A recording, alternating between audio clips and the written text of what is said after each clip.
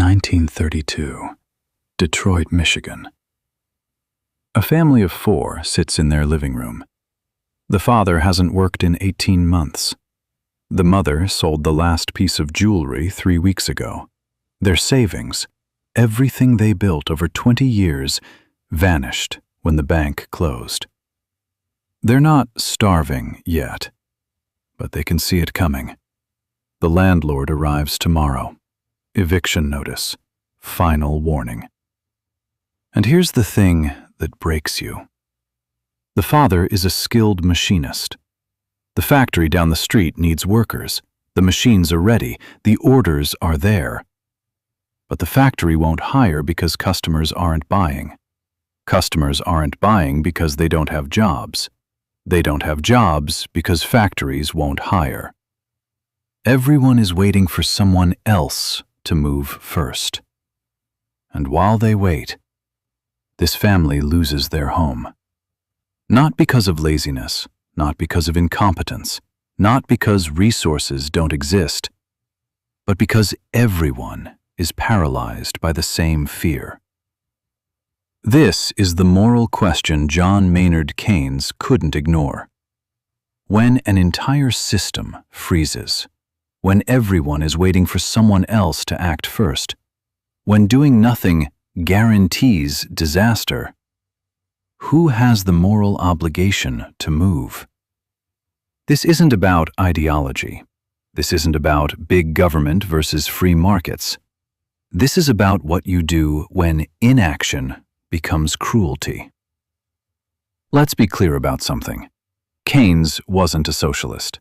He wasn't anti-market. He believed in capitalism, competition, private enterprise. But watching the 1930s unfold, he saw something his colleagues refused to acknowledge.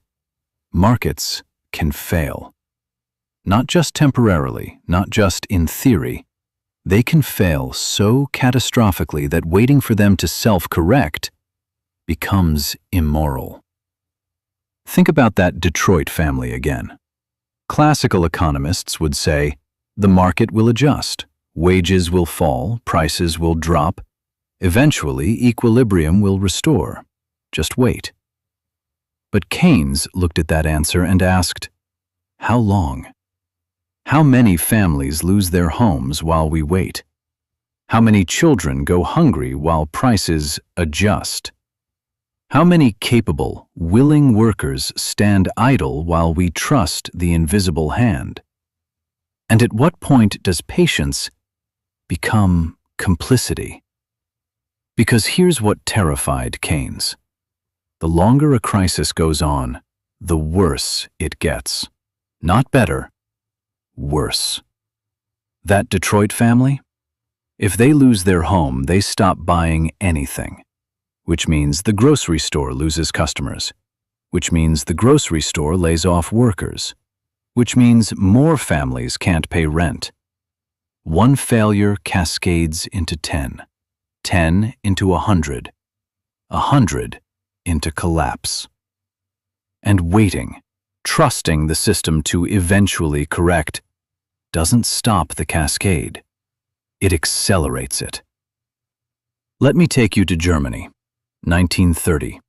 6 million unemployed, families destroyed, savings evaporated, democracy crumbling under the weight of desperation. The economists said, wait, the market will adjust, natural forces will restore equilibrium. They waited, and while they waited, people got desperate. Desperate enough to listen to anyone who promised action, anyone who said they'd fix it, anyone who offered certainty in a world that had become unrecognizable. 1933. Hitler takes power. Not because Germans were inherently evil, not because they loved fascism, but because someone finally promised to do something. The economic orthodoxy, wait, trust the market, don't interfere, had left millions suffering for years. And when you leave people suffering long enough, they'll embrace anyone who promises relief. Even monsters. This is what Keynes saw that his peers didn't. Economic inaction isn't neutral. It's a choice. And that choice has consequences. Moral consequences. Here's the argument Keynes made, and it's brutal in its simplicity.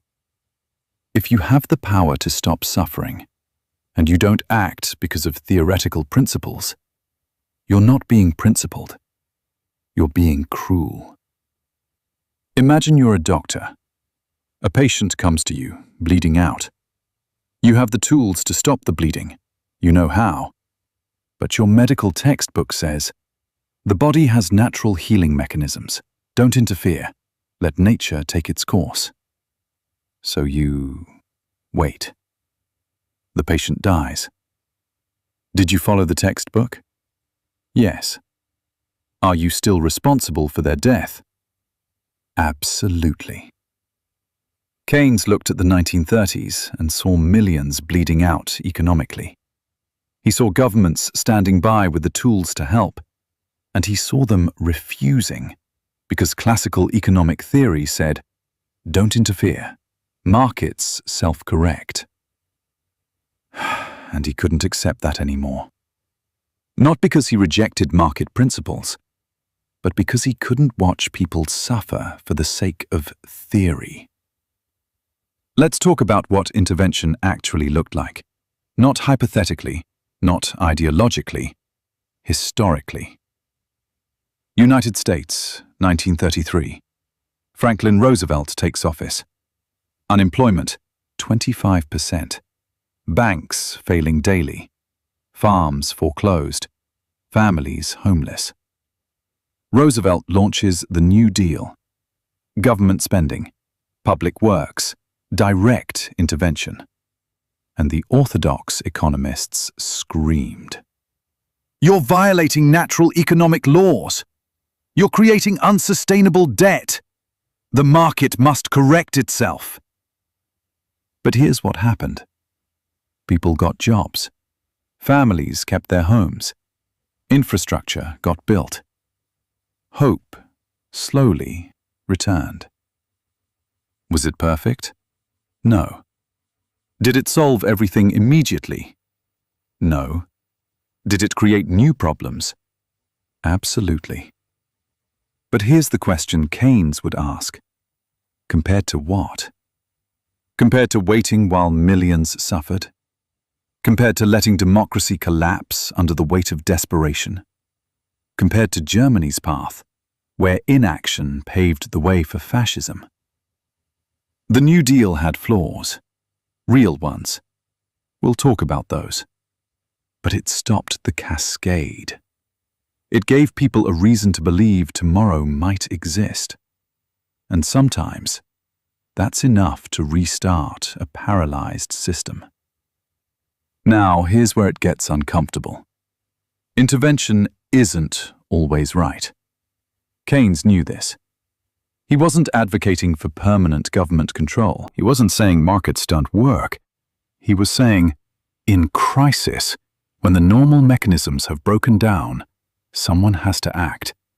Not forever, not ideologically, as a last resort. Think of it like this. Your house is on fire. You call the fire department. They show up. They break down your door. They flood your house with water. They destroy your furniture, getting to the flames. Are you happy about the damage? No. Would you rather they didn't come? Absolutely not. Because the alternative, letting it burn, is worse. Keynes saw economic collapse the same way. Yes, intervention is messy. Yes, it creates problems. Yes, it violates principles of non-interference. But when the alternative is watching society burn, principles become excuses. Here's a case study that haunts me. Greece, 2010 to 2015.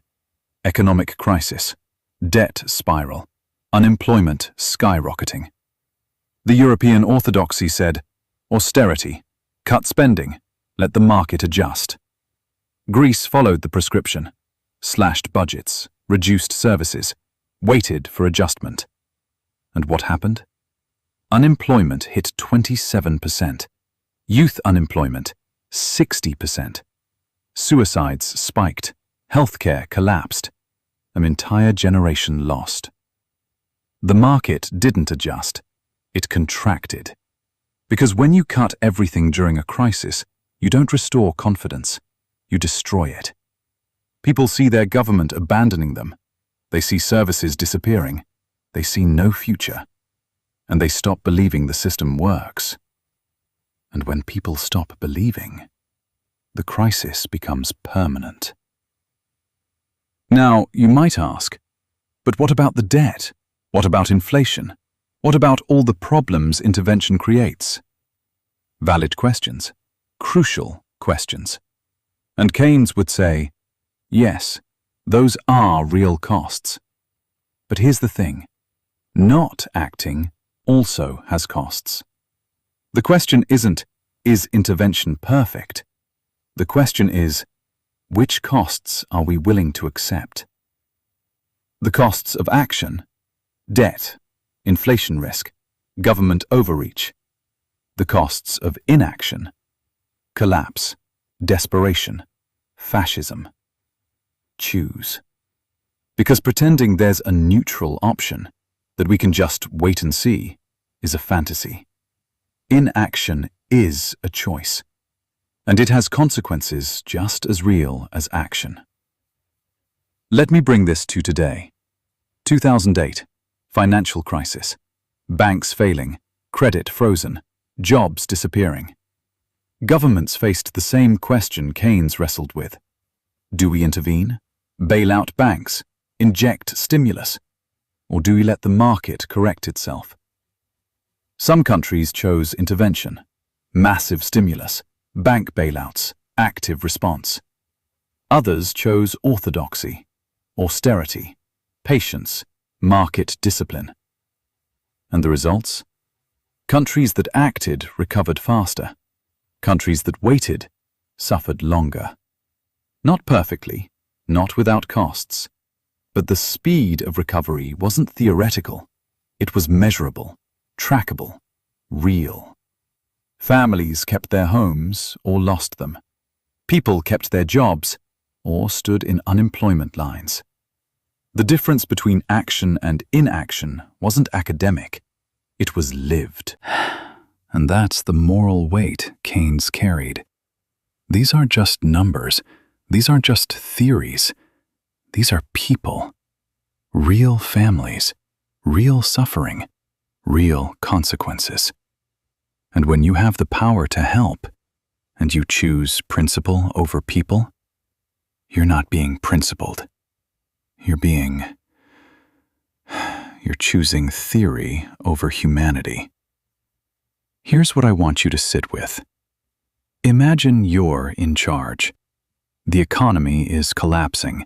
Millions are suffering. You have two options. Option A, intervene. Spend money you don't have. Risk inflation. Risk debt. Risk creating long-term problems. But give people jobs today. Keep families in their homes today. Stop the cascade today. Option B, wait. Trust the market. Maintain fiscal discipline. Preserve orthodox principles. But watch families suffer. Watch unemployment rise. Watch desperation grow. For months, maybe years. Which do you choose? And here's the harder question. If you choose option B, and people suffer, and democracy collapses, and desperation opens the door to authoritarianism, are you still blameless? Because you followed the textbook? Keynes didn't think so. He believed that when you have the power to act, and you choose not to, you bear responsibility for what happens next. Not because intervention is always right, but because inaction, when people are suffering, is a moral choice. And you have to live with the consequences. The paradox of Keynes' argument. He's not saying government is better than markets.